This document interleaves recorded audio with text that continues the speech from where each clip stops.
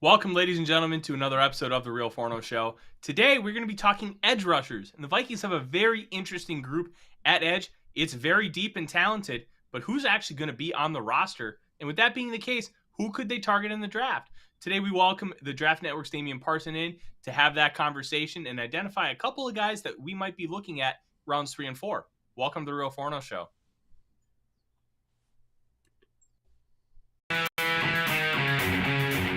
Welcome to the Real Forno Show, managing editor of the USA Today's Vikings Wire, betting and college football analysis for the Fantasy Points website, publisher of Substack Run and Shooter, host of The Good, The Bad, and The Hungry on the Voices of Wrestling Podcast Network, as well as a founding member of Vikings First and SKOL.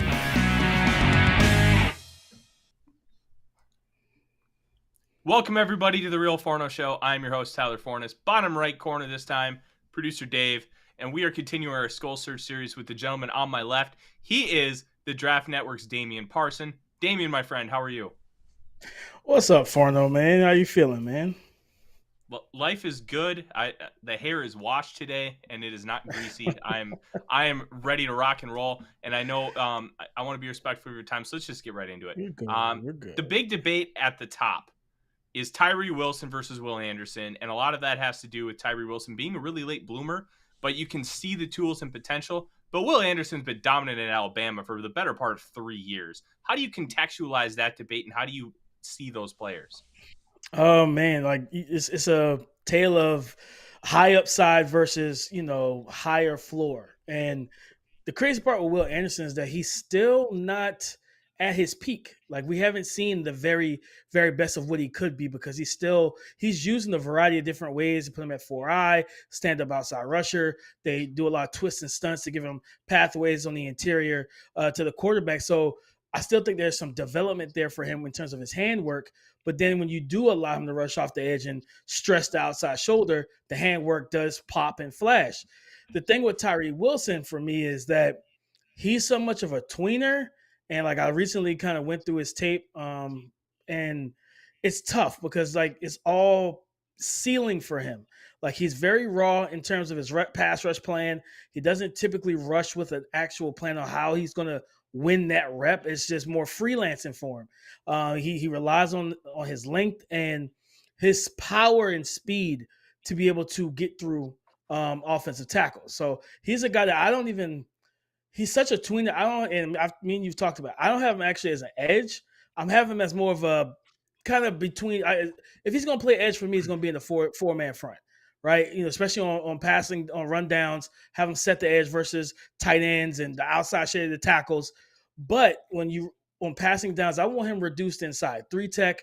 I want him head up. I want him on the guard and allow him to use that incredible frame that God's blessed him with to beat shorter arm, not as athletic interior offensive linemen. Get those guys on their heels and push those guys backwards. Because watching his reps, they do put him in 2-point stance on the outside. I wasn't a big fan of what I saw, for him on the edge, but there's potential for this kid to be a game wrecker if you use him correctly, in my opinion. So when I look at Tyree Wilson, I classified him as an edge, but I think he'd probably be best as a 5 technique. And his ideal scenario for me is I want to see him use like the Texans used peak J.J. Watt. Just move him all around, get him as kind of a game breaker. I don't necessarily think he has that type of ceiling, but in terms of how to utilize a player, I think that's the best case scenario for him. No, that's not bad. I think what he's going to have to do is get stronger functionally, right? Like because JJ was such a monster, you look at JJ, the Calais Campbells of the world, those guys that can handle those double teams, those duo blocks, right? Where guys are just trying to move them and wash them down. And you watch him, he kind of plays a little high. He doesn't have the best striking in terms of getting his hands on and holding up one offensive lineman and trying to corkscrew and body control. He'll get washed down in double teams, but if he can get a little stronger, especially in his base, to where when you plant your base and plant those feet, you can be able to work yourself and hold that solid ground. And I think if he's able to do that, man, I think he could play that 5 tech. I really love the potential for him on run, especially on rundowns. 4-man front, defensive end. You cut what's the guy he played for Seattle. Carlos So, Dunlap. That was one of okay. the guys that I thought about with him. Dunlap was explosive coming out of college, long body, long arms, powerful. But he also worked on his hands, once he got in the NFL as well. And that's something that Tyree has to continue to improve on. But he's got a high ceiling, man. And if you get the best out of him, he can really make some plays for your defense. I agree completely. Another guy that's kind of in a similar mold, but a little bit different is Myles Murphy from Clemson. Just a massive human being. He was, to my knowledge, the 20th ranked recruit of all time with 24/7 Sports. Just an absolute freakazoid at 6'5", 272. Finally got to test the other day, and he ran a 4.5, 240. Just a massive ball of clay for defense. When you look at Myles Murphy, I don't think he's refined at all, but there's a lot of potential there. Do you see his best fit as more of a stand-up guy, a true edge, or maybe even slide in and play like 5 technique and 3 technique on passing downs? Because that frame and explosiveness is so rare. Yeah, he to me is a true edge, and like I said, similar to he's a 6'5", 270, and I know he plays at that 270 range, and he's a defensive end, four down, four-man front defensive end that can rush outside. He's got the long arm that he relies a lot on, and it's just more so for him. It's a lot of it's more of a coaching thing. He wasn't really coached to develop his pass rush repertoire and everything down at Clemson, so he is a big ball of clay. We literally just talked about him earlier today on one of our meetings, and my comp for him was Daniil Hunter. And when I look at the frame, the explosiveness, and not only that, but he can hold up in the run game. And like this, when I was talking about with Tyree Wilson, it was crazy because I watched those two back to back, and it was just kind of night and day where he came off the ball in terms of Myles Murphy with optimal burst, explosiveness, power, but also he had the body control and physicality to where guys wanted to wash him down. He's able to plant and really like stonewall a lot of those blocks. When you think about the especially with so much, even in the NFL, there's a lot of pinning and pulling that goes on the power run game when you want to run the ball powerfully on the exterior of the defensive line. And I watched Tyree Wilson get washed down, but then I watched Myles Murphy hold up that spot. And as a former running back, you don't really want to see that. You know what I mean? You kind of want that guy to get out of the gap. So I think the sky is the limit for Myles Murphy, man. You can stand him up. Clemson to me got a little too cute with him when Brent Venables left. They were like, stand him up. They dropped him off in coverage, I think, early in the season and stuff like that. And I was just like, stop it. Just let him be him. Let Myles be Myles and let him go get the quarterback. But I do think that he can reduce inside as well and rush over guards because he has that length, that power, and athleticism. Let's talk about another guy with some high upside. And it's somebody, I'll be honest, I don't really see it with him, and that's Iowa's Lucas Van Ness. Very intriguing player, and it gets overblown that he never started a game at Iowa. That's just Kirk Ferentz being an absolute boomer. What is your take on Van Ness? Are you really high on him, or is he more of a second-round guy like I have him currently? In my recent 2-round mock, I put him in the second round. Watching this tape, it's extremely difficult to get the top 20, top 10 hype on him. This is a young man that even at the combine, I remember listening to him at the podium. He said, 2021, I played reduced inside. He played more, defensive tackle. And then this year, and from the way that he said it, it didn't sound like it was planned that they let him know he was going to be playing edge, early in the summer. It was more so like closer to the season type situation from the, what I've gathered, listening to him at the podium. Yeah, I get the optimism, but he's a project to me. A young man that completely uses bull rush, speed to power to win. Like there's no inside counters, there's no actual outside handwork, double hand swipes, dip rip, push pull. There's none of those to long arm over. Like it's another similar to Tyree. Like he doesn't rush with a plan. And it's like you could see it. It's like when you get to the apex of your rush, the top of your rush, you need to be able to have that plan to disengage and get to the quarterback. Even against Paris Johnson, like yes, the bull rush is driving them backwards, but once you get to the top of that drive, shed him and get to the quarterback. And CJ still getting the ball out, and it's like he missed about 2 or 3 sack opportunities, in my opinion, in that game alone, because it's just a young man that's not used to playing on the outside.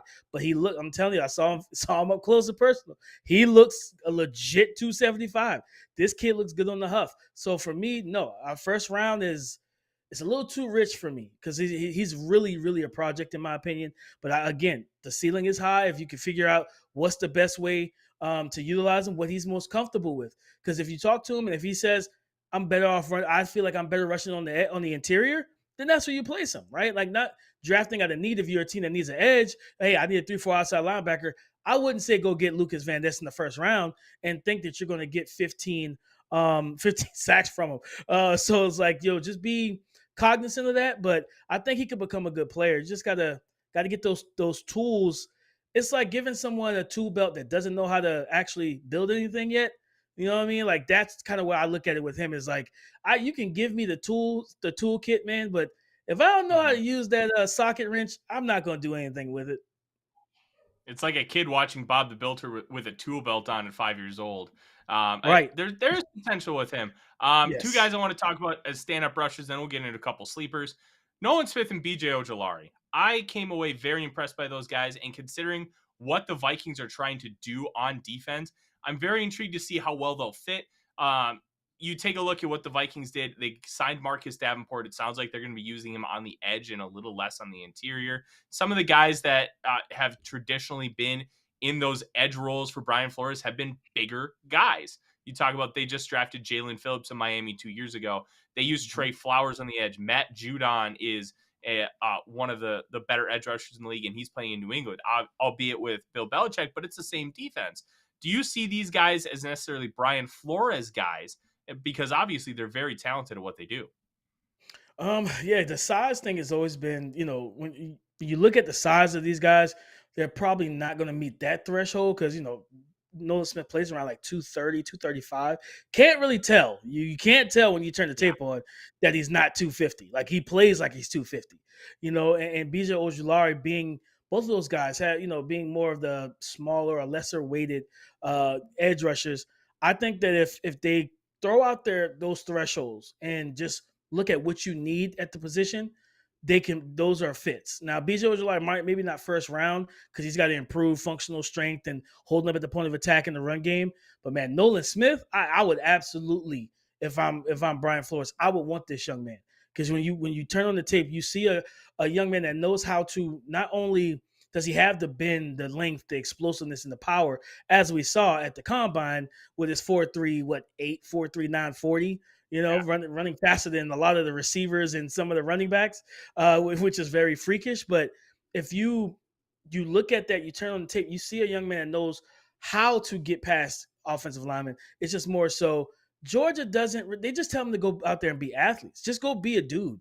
You know what I mean? Like, don't worry about the technical refinement aspect of it. We've seen it with Trayvon Walker, Devonta Wyatt, Mm-hmm. Jordan Davis. We saw it with all of those guys. They're freaks, but it's like, okay, now I need you to become a technician a little bit. You don't even have to be a Joey Bosa or Nick Bosa in terms of all the hand counters or Aiden Hutchinson, but with your length, power, and explosiveness, I just need you to add a little bit more. So like there's so much meat left on the bone for Nolan Smith. He's arguably, I think, the two edge rushers in terms of stopping the run are top three. He's one of those three. I think it's Will Anderson for me, Derek Hall from Auburn, and it's Nolan Smith.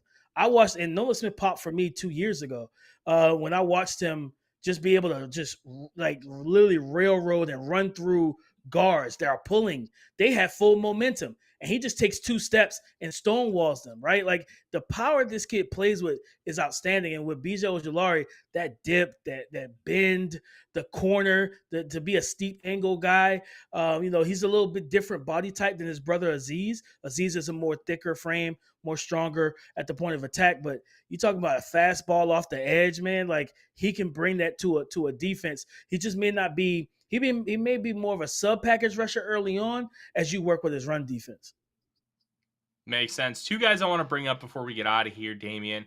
Yaya Diaby from Louisville and Carl Brooks from Bowling Green. Diaby just lit up the combine with probably the quietest 4.52 from a 270-pound player I've ever seen.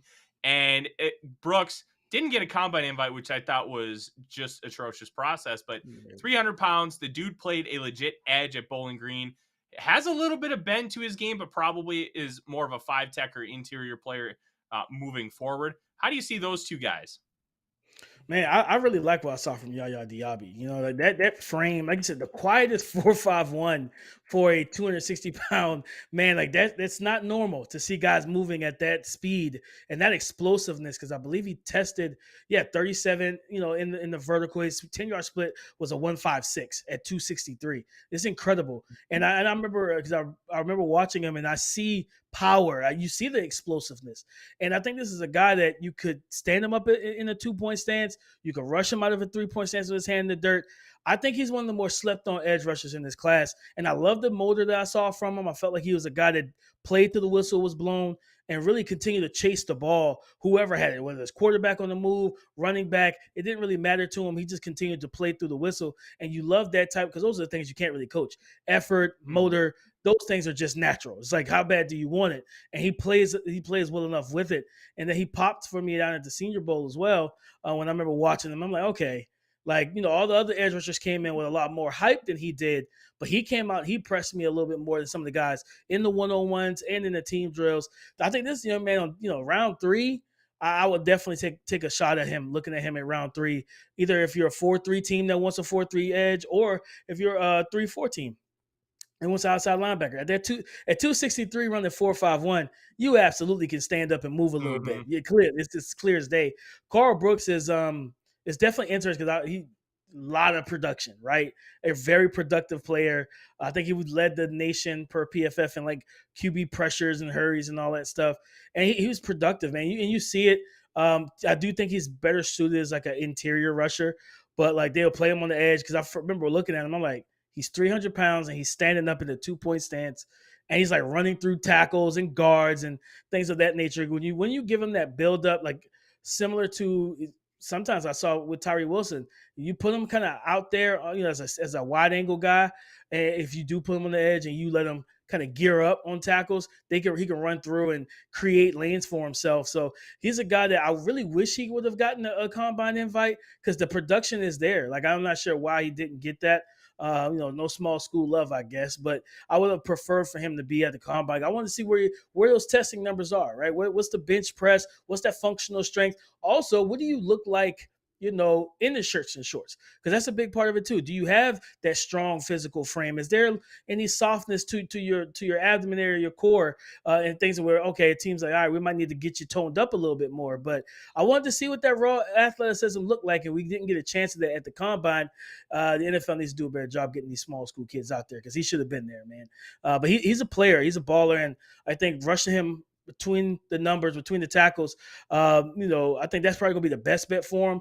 I think this is a guy that could be a single gap penetrator, attack those shoulders and those edges and create lanes and really split double teams as well. He's quick for a 300-pounder. He moves way different than he should. He moved much more fluid, much more athletic. That's why I think he probably could have been a riser from the combine because the way he moves on tape, I think he could have moved much. He could have done some things number-wise that would have popped for a lot of people where they're like, wait a minute, he's 300 moving like that? Man, it's just a missed opportunity. Huge missed opportunity. And it was the one thing I was really looking forward to at the combine was seeing Carl Brooks. But life goes on. Damian, I greatly appreciate your time. Some really interesting stuff here on the Edge Rushers. Where can the people find you and your work? Because I know you guys have a ton going on at the Draft Network. Of course, the draftnetwork.com. Currently in cross checks, getting to see all these guys and put in grades and whatnot. And of course, if you don't know, you can find me on Twitter at DP_NFL. And I'm the co-host of the Locked On NFL Draft podcast with my guy, Keith Sanchez, former coach for those 2019 Joe Burrow-led championship LSU Tigers. So he is big part of that program and what they were able to build out there. So definitely tap in with us, YouTube, Apple Podcasts, all the stuff. You can find us there. Fantastic. Dave, do you have anything for Damian before we get out of here? I got one question. Defensive end's primary responsibility, an edge rusher's primary responsibility, is to set the edge on the way to the quarterback, period. That's it. I was taught, go to the quarterback, but make sure you set the edge. Out of all those little bits of clay we just talked about, who's the best at that? Because the Vikings, especially in their rotational stuff, get beat when, say, DJ Wanham's in there or somebody else. They either get beat on if somebody's going their direction and they get flushed out of the play, or they get beat on the backside when something suddenly turns around. Who's good? Who's disciplined at that out of all the pre-draft guys?